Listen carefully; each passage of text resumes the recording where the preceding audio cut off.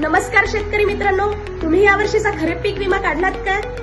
नैसर्गिक आपत्तीमुळे झालेल्या नुकसानीपासून आर्थिक संरक्षण देण्यासाठी राज्यभर 1 जुलैपासून पीक विमा योजना राबविण्यात येत आहे, ज्या अंतर्गत विविध खरीप पिकांचा समावेश आहे. पुढील पिकांचा यामध्ये समावेश आहे, त्याचा तुम्ही पीक विमा काढू शकता. मित्र हो, यासाठी तुमच्याकडे फार्मर आयडी असणे बंधनकारक केलेले आहे. सोबतच विमा काढण्यासाठी इतरही ही सर्व कागदपत्र तुमच्याकडे असणे आवश्यक आहे. तुमची जवळची बँक, सीएससी सेंटर तसेच तुमच्या स्वतःच्या मोबाईलवरून प्रधानमंत्री फसल बीमा योजना PMFBY या पोर्टलवरून सुद्धा तुम्ही तुमचा पीक विमा काढू शकता. पीक विमा काढल्यानंतर तुम्हाला त्या क्षेत्राची ई पीक पाहणी करावी लागणार आहे. ई पीक पाहणी केलेले क्षेत्र व विमा काढलेले क्षेत्र यात जर तफावत आढळली तर तुमचा विमा अर्ज रद्द होऊ शकतो.